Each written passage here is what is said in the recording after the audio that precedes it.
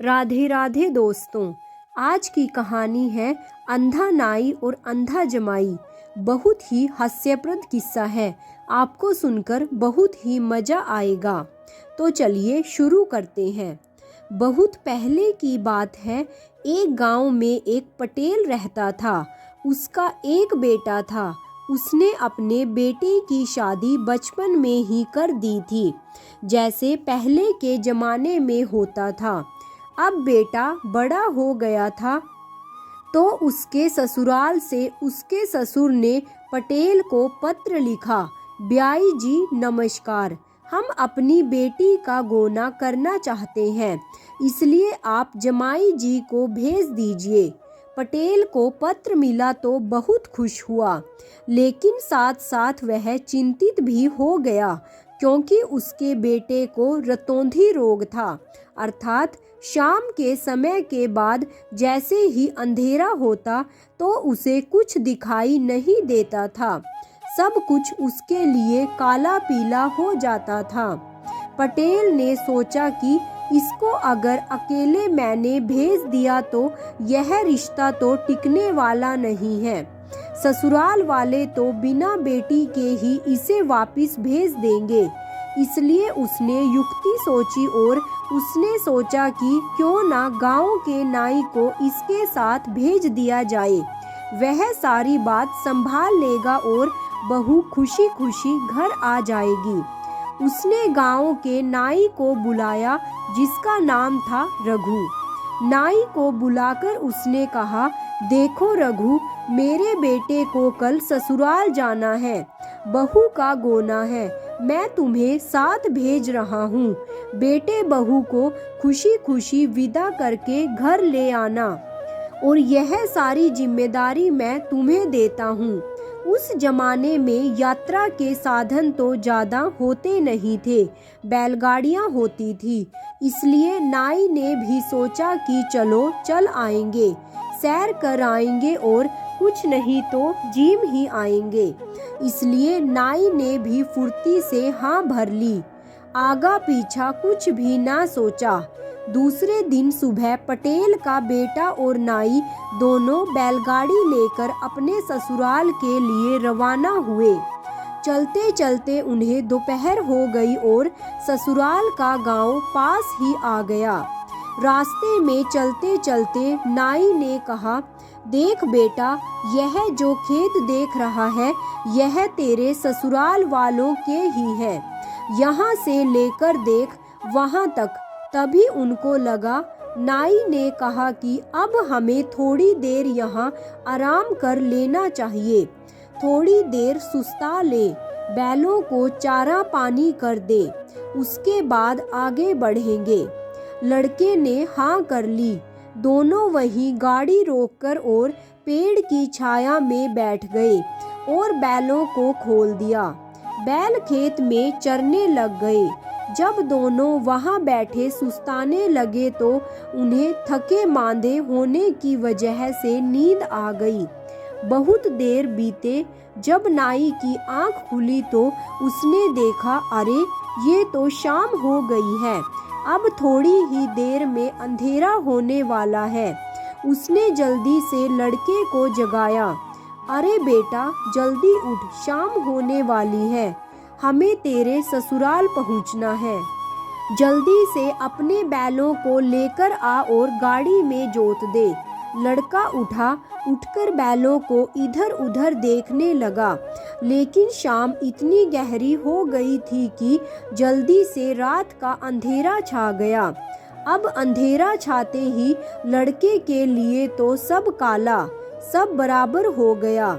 उसको न बैल दिखाई दिए, न खेत, न नाई, कुछ भी न दिखा।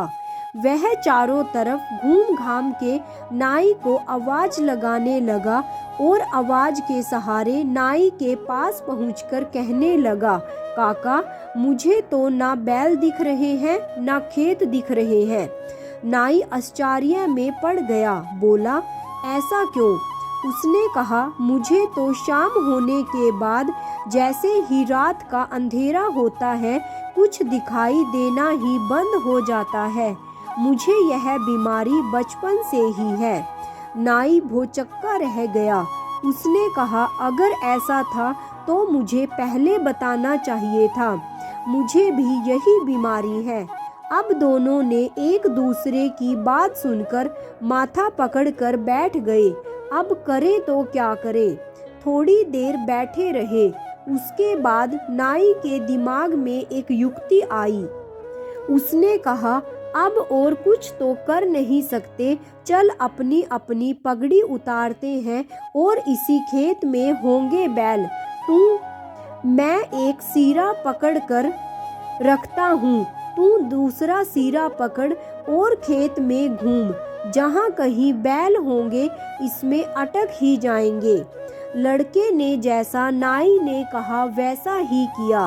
एक सिरा नाई पकड़कर बैठ गया और दूसरा सिरा लेकर लड़का पूरे खेत में चक्कर लगाने लगा। चलते चलते पगड़ी का एक सिरा एक पेड़ में अटक गया। लड़के को लगा कि यही बैल है। वह जल्दी से बोला, काका बैल मिल गए। नाई ने कहा, मिल गए, चल जल्दी से पकड़ ला। वो पगड़ी के सहारे सहारे जब वहां तक पहुंचा और उसको पकड़ा तो वह एक पेड़ को पकड़ चुका था। उसने पेड़ को पकड़कर कहा था कि काका बैल मिल गए। नाई को भी वही बुला लिया। नाई जब वहां पहुंचा तो वह एक कंटीला पेड़ था। जैसे ही नाई के हाथ में कांटे चुभे, उसने लड़के से कहा, अरे मूर्ख, यह तो तूने पेड़ को पकड़ लिया है, बैल कहाँ है। दोनों फिर उलझन में पड़ गए। तभी उधर से लड़के के ससुराल वाले अपने खेतों को संभालने के लिए आ रहे थे। जब उन्होंने देखा कि उनके खेत में कुछ लोग हैं तो जोर से चिल्लाते हुए उनकी तरफ दौड़े। अरे कौन हो तुम और हमारे खेतों में क्या कर रहे हो। नाई ने यह आवाज़ पहचान ली क्योंकि वह पहले भी उस गांव में आ चुका था। उसने कहा, अजी अजी ब्याही जी, महाराज आप हैं, देखिए ना, हम तो घर की तरफ ही आ रहे थे, लेकिन यह आपका जमाई ही नहीं माना। उन्होंने देखा कि यह तो उन्हीं के सगे संबंधी हैं, तो पहले राम राम किया, उसके बाद कहा कि कहिए क्या हुआ। नाई ने कहा, देखिए न, आपके जमाई को मैं कह रहा हूँ कि यह खेत पूरे 2 बीघा है, लेकिन यह अड़ा हुआ है कि नहीं 2.5 बीघा है। अब आप ही बताइए, यह मेरी बात तो मान नहीं रहा। लड़के के साले संबंधियों ने कहा, अजी ना तो यह 2 बीघा है, ना यह 2.5 बीघा है, हमारे खेत तो बस 1.5 बीघा है। लेकिन आप लोग इतनी रात गए खेतों में देर तक क्या कर रहे हैं, खाने का वक्त हो गया है, जल्दी चलिए। नाई ने कहा, चलिए चलिए, अब तो हम भी बहुत थक गए। और फिर वे दोनों बैलगाड़ी में बैठ गए और अपने संबंधियों से कहा कि चलिए अब आप ही हमारी बैलगाड़ी को जोतिए। इस तरह एक बार तो वह अपनी बीमारी का दिखावा करने से बच गए और कैसे जैसे करके लड़के के ससुराल पहुँचे। वहाँ पहुँचते ही दोनों का स्वागत हुआ, चाय पानी हुआ। उसके बाद दोनों को खाना खाने के लिए बिठा दिया। पहले के ज़माने में औरतें घूंघट वगैरह करके ही जमाई को खाना परोसती थी। जब दोनों बैठ गए तो दोनों के लिए 2 थालियां लग गई। दोनों में खाना परोस दिया गया। थोड़ी ही देर बाद लड़के ने जैसे ही खाना खाने के लिए हाथ थाली में डाला तो उसकी थाली में सिर्फ सब्जी और खीर थी, पूड़ी या रोटी कुछ भी नहीं था। उसने धीरे से नाई के कान में कहा, काका क्या यहाँ पर सिर्फ सब्जी और खीर ही होती है, पूड़ी और रोटी कुछ भी नहीं। नाई ने कहा, नहीं बेटा, मुझे तो 2 रोटी मिली है, तुझे नहीं मिली। लड़के ने कहा, नहीं, मुझे तो कुछ भी नहीं मिला। नाई ने कहा, अच्छा मैं सब समझ गया, इनके यहाँ एक बिल्ली है, उसने मौका देखकर तेरी रोटी उठा ली, कोई बात नहीं। अब की बार जब रोटी आए और उसके बाद बिल्ली वापस आए तो उठा के एक मारना, उसके बाद दोबारा नहीं आएगी। थोड़ी देर बाद जब सास ने देखा कि जमाई की थाली तो खाली है, तो वह फटाफट से रोटी लेकर आई और बिना कुछ बोले उसने रोटी जमाई की थाली में रख दी। लेकिन रोटी रखते वक्त उसकी चूड़ियाँ कटोरी से टकरा गई। जब टन की आवाज़ हुई तो लड़के ने सोचा कि बिल्ली आ गई है। उसने उठा के एक झापड़ सास के मार दिया। सास तिलक की बिलखती हुई भला बुरा कहते हुए जमाई पर बरस पड़ी। नाई ने कहा, अजी ब्याण जी, महाराज आप ऐसे क्यों बरस रही हैं? सास ने कहा, इस लड़के को इतनी भी तमीज नहीं है, सास के ही थप्पड़ मार दिया। कैसा लड़का है यह? नाई ने कहा, इसमें इसकी कोई गलती नहीं है, सारी गलती आपकी है। सास चौंक गई, मेरी गलती? लेकिन क्यों? उसने कहा कि आपने इसे खाना खाने के लिए नेग नहीं दिया होगा।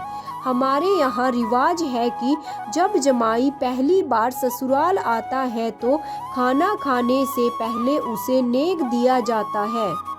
सास ने कहा, ना ना, वो तो मैंने नहीं दिया, चलिए अभी दे देती हूँ। उसने उसे 21 रुपए दे दिए। उसके बाद दोनों ने खाना खाया और दोनों सो गए। थोड़ी देर बाद लड़के को प्यास लगी। उसने नाई से कहा, काका मुझे प्यास लग रही है। नाई ने कहा, आराम से सो जा, अभी अपने दोनों को कुछ दिखता नहीं है, कहाँ से पानी लाएंगे? पानी तो पास में ही है, लेकिन थोड़ी देर रुक, किसी को आने दे, मैं मांग लूँगा। थोड़ी देर लड़का वापस सो गया, लेकिन प्यास उसे सता रही थी। थोड़ी देर बाद उठकर वह खुद ही चल पड़ा। पानी पीने के लिए चलता वो घड़े के पास तो पहुंचा नहीं और उस कमरे में पहुंच गया जहां सास और बाकी सब बच्चे सो रहे थे, और जाते जाते सास के पैरों से टकरा गया।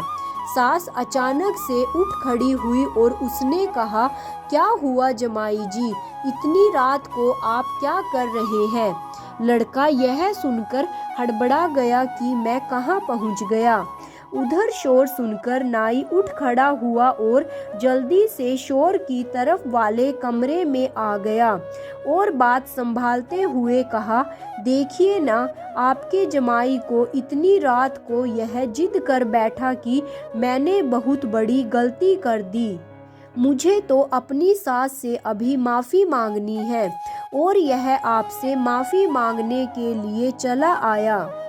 उसके साथ सास ने कहा, जाइए जाइए, मैंने तो आपको माफ़ कर दिया, ऐसा भी कुछ नहीं हुआ था। नाई लड़के को बात संभालकर वहाँ से वापस ले आया और उसे कैसे जैसे पानी पिलाकर सुला दिया। थोड़ी देर बाद नाई को पेशाब लगा।